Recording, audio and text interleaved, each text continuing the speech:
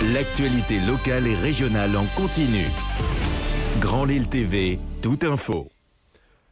Bonjour à toutes et à tous, bienvenue sur Grand Lille TV, merci d'être avec nous pour un nouveau Flash Info, 7 minutes en images pour tout savoir sur l'actualité du Grand Lille. Avec cette information du jour, c'est le vote à une très courte majorité du budget du département du Nord. Ça a été voté hier. L'élu d'hiver droite Jean-René Le Serre et président du département a présenté un budget de combat, comme il le désigne, pour éviter la mise sous tutelle. Un plan qui a eu du mal à faire passer une hausse de la taxe foncière de 4,4%, désormais une réalité pour les propriétaires de biens immobiliers cette année. L'augmentation moyenne pour les foyers concernés devrait être de 69 €. S'il est normal de voir les opposants à Jean-René Le Serre avoir voté contre ce projet, l'Assemblée a vu tout de même 7 élus du groupe majoritaire s'abstenir. Voilà pour ce vote du budget. Désormais, on se tourne vers l'APVL avec l'autre grand sujet à la une. C'est ce projet de ligne à haute tension qui passe mal dans cette PVL.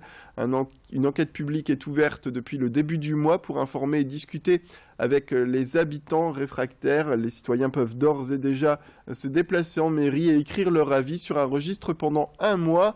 Un moment crucial puisque le projet souhaite voir se déployer 30 km de lignes aériennes avec 19 communes qui sont concernées par cette commission. Une commission qui rendra son rapport dans un mois au ministère de l'écologie et qui prendra la décision finale. L'avis sur l'utilité publique n'est que consultatif pour information et n'oblige pas Ségolène Royal, la ministre de l'écologie, à le suivre. Si le projet de construction en tout cas est validé, le chantier pourrait débuter en 2017 pour une durée de 2 à 3 ans. Clotilde Leguévac est allée à la rencontre de ceux qui mèneront l'enquête publique pour avoir plus d'informations. Depuis que la commission a été nommée, nous avons étudié le dossier du projet. Nous avons entendu le maître d'ouvrage, qui est RTE, Réseau de transport d'électricité, qui est une filiale d'EDF, qui est donc le porteur de ce projet. Donc nous l'avons écouté, RTE nous a présenté son projet, nous a emmenés sur le terrain pour nous montrer la ligne actuelle et les emplacements de la future ligne, et nous lui avons posé un certain nombre de questions. Nous attendons bien sûr toutes les réponses. Après cette écoute du porteur de projet qui a duré à peu près un mois, nous allons maintenant pendant un mois, du 11 avril au 11 mai, écouter le public. Le public pense que cette ligne, en moyenne sur l'année, il y transite 600 MW alors qu'elle a une capacité de 1500, donc ne comprend pas pourquoi on a besoin d'augmenter sa capacité. Ensuite, il y a beaucoup de remarques sur l'enfouissement. Certains citoyens auraient aimé que dans certaines parties du trajet, la ligne soit plutôt enfouie.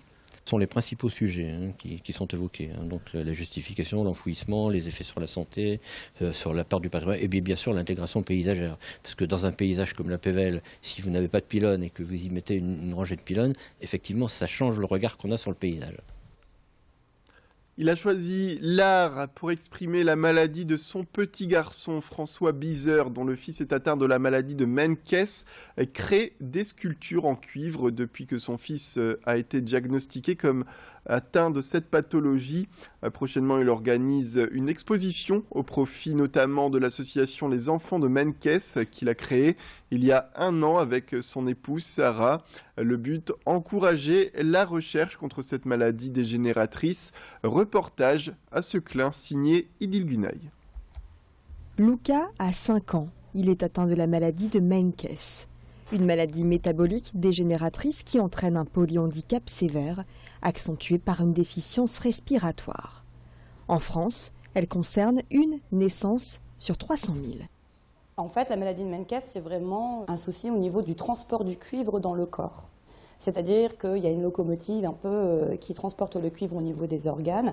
Et donc celle-ci, le transport est défaillant. Ce transport est quasi inexistant. Ça ne se fait pas, le transport ne se fait pas de façon uniforme, comme tout à chacun.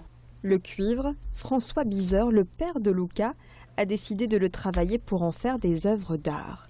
Disques durs, caméras, appareils photo argentiques, montres ou machines à écrire composent ces structures. J'ai voulu mettre aussi en avant le traitement de mon fils, qu'on voit à l'intérieur en fait avec la petite fiole de distilline de cuivre. là où il y a le filtre aussi pour l'injection. Et en fait, voilà, j'ai remis tout en œuvre sur une sculpture d'un cheval qui représente le transport du cuivre. Et les parents de Luca préparent une grande expo dont une partie des fonds sera reversée à l'association Nos Enfants Menkès. On voudrait créer donc un CD-ROM pour les médecins, les colloques médicaux, les CHR, tout le monde un peu des professionnels pour vraiment sensibiliser à la maladie. Et puis le deuxième point, c'est d'aider en fait le comité de médecins scientifiques qu'on a créé, avec à peu près 5 à 7 médecins. Et le tout, c'est de concentrer un peu les idées pour créer des diagnostics d'accompagnement pour l'enfant et donc aussi de sensibiliser un peu pour la recherche médicale. L'art au profit de la recherche contre la maladie de Menkès, ça va se passer les vendredis 22 et samedi 23 avril lors de cette expo-vente organisée aux 3 rue Pierre Semard, juste à côté de la gare de Seclin. C'est la fin de cette édition. Merci à toutes et à tous de nous avoir suivis. On se retrouve tout de suite pour faire un point sur la météo du jour et l'infotrafic en temps réel, bien sûr.